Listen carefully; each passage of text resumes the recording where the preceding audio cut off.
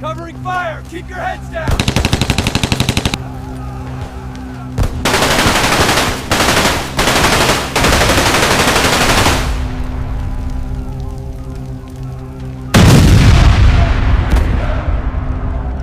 We made it! It's finally over! Liberation at last! We are free! Amid jubilant bells and gunfire, young Helferinnen huddle in shadowed railway yards, threadbare uniforms marking defeat.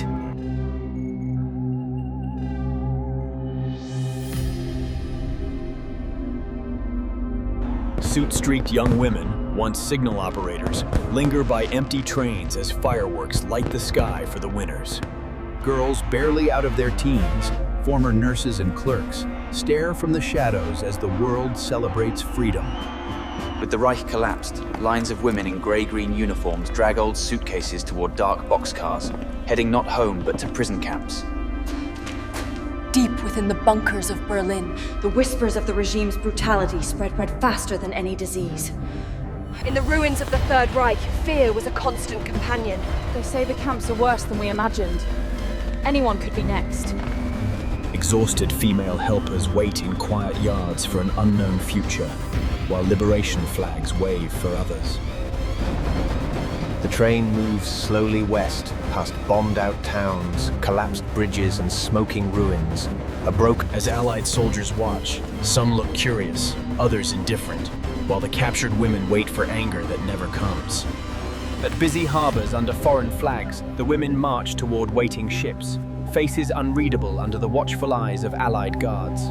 The women had feared shouts, insults and blows, but instead they face quiet order, forms to fill and long waiting lines. Guards count the Helferinnen, tag them with numbers and sort them into groups, turning fear into cold bureaucracy. As the ship's engines rumble to life and Europe's coast fades away, deep dread fills the hearts of the young women on board. The wide Atlantic stretches out with no end in sight, carrying them toward a distant America, painted. As the ship's engines rumble to life and Europe's coast fades away, deep dread fills the hearts of the young women on board. In crowded steel holds, seasickness strikes many, the air heavy with salt, diesel, and the closeness of stacked bunks. Trays of real bread, meat, and hot coffee are handed out, food the women can hardly believe after years of thin soup and sawdust loaves. Some hesitate, fearing poison in the generous meals, while others eat quickly, tears falling at the simple taste of good bread. For they expected punishment. They feed us like their own, not this strange fairness that confuses them more. As the great ship edged closer to the harbor, the Statue of Liberty stood tall, an ironic beacon of hope for those who had lost everything. While much of the old world lay shattered, scarred by conflict. Buses and trains carry the captured Helferinnen women deep into the United States, toward camps scattered across the land. Places like Fort Oglethorpe in Georgia and Camp Ruston in Louisiana wait at the end of long roads.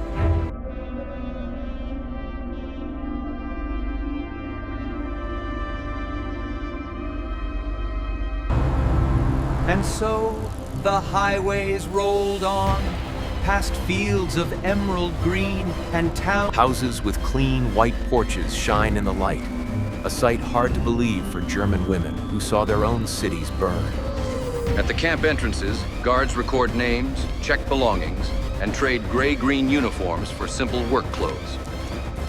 Before German women can rest, firm but calm guards lead them toward a low building steaming in the distance.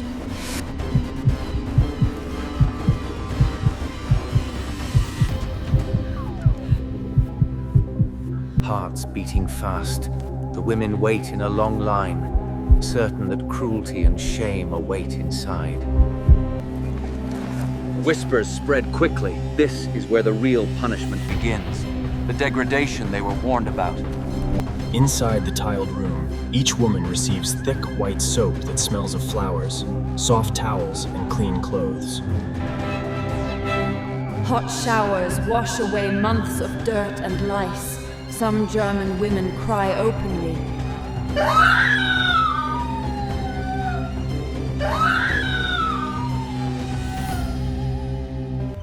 That night, Anna opens her hidden diary once more, her hand shaking as she begins to write about the day.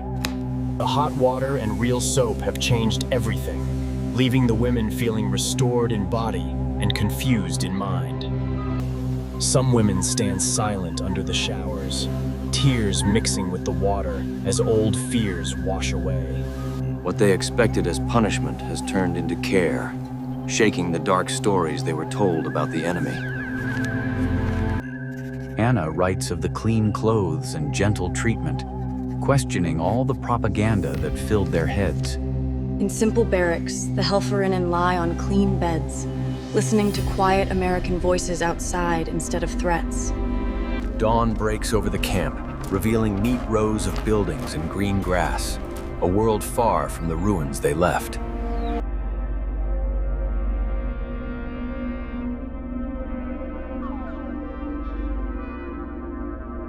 The women talk softly in groups, wondering why kindness comes from those painted as monsters. In the spring of 1945, a new routine began. Your work assignments will be light, mainly gardening and repairs. Rations will be fair. We have moved morning. We have new rules starting today. The work is light, and the meals will be fair. This surprising approach. A new routine begins. The guards assure the internees of fair treatment. As of today, work assignments will be light. Rations are fair, as you can see. In the days that follow, small acts of fairness plant doubt in old beliefs, as the reality of captivity challenges everything they knew. She sits quietly in the dim barracks light, her diary open as she tries to capture the day's shocking events.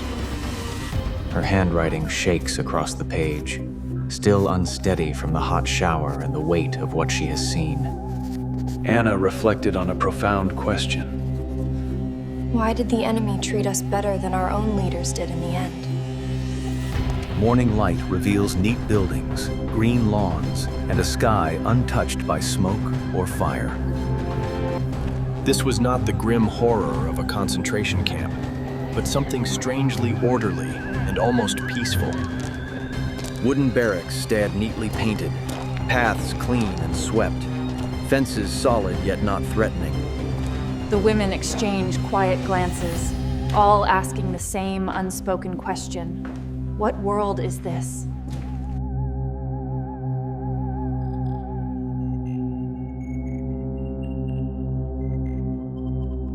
Tears roll silently down some cheeks as the warmth and fullness of real food reaches their empty stomachs. The contrast was stark, the memory of starvation haunting these women, even in safety. My brothers starved in the snow, and here they feed us like this. Some German prisoner women help in kitchens, others tend nearby fields. A few wash and press American uniforms in quiet laundries. For their work, German women receive modest pay in camp scrip, money to spend inside the prison walls. At the canteen, chocolates and even lipstick wait on wooden shelves, stared at by the women as though they were sacred objects. For these German women, a simple bar of chocolate is unimaginable in the hunger of war. A small tube of lipstick lies on the shelf, offered freely by the very people they were taught to fear. The enemy pays them for light work with luxuries, while back home families search ruins for scraps. German cities remain piles of ash and rubble, children digging through debris for bits of bread. Rare letters arrive from home, carrying stories of hunger and loss in every careful word.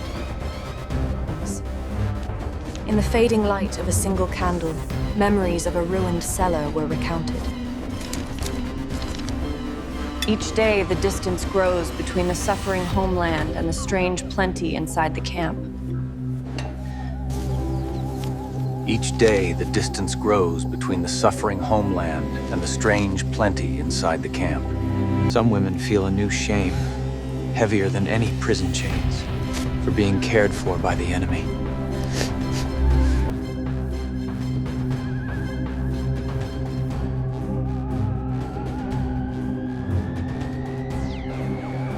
The Reich demanded everything and gave back only hunger and destruction in return. America, the hated foe, provides soap, warm stew, and shelter without asking for loyalty. At night, they lie awake, listening to crickets outside, quietly wrestling with what it all means. This is honest labor with no connection to war, work that keeps her fed and alive. She catches her face in the shiny washing drum and wonders quietly who she is becoming. Time behind the fence feels strangely fluid, no longer measured by calendars, but by meals and work. The real horror is no longer across the ocean, but in the mirror of their own changing beliefs. Whispers spread through the barracks like winter wind.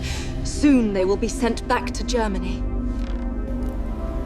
The thought of returning to ruined cities and empty cupboards fills many hearts with quiet dread. In the darkness, a woman confesses softly to her bunkmate. I do not want to go home. I fear departure more than I ever feared capture. The war is over, but burning memories are still alive.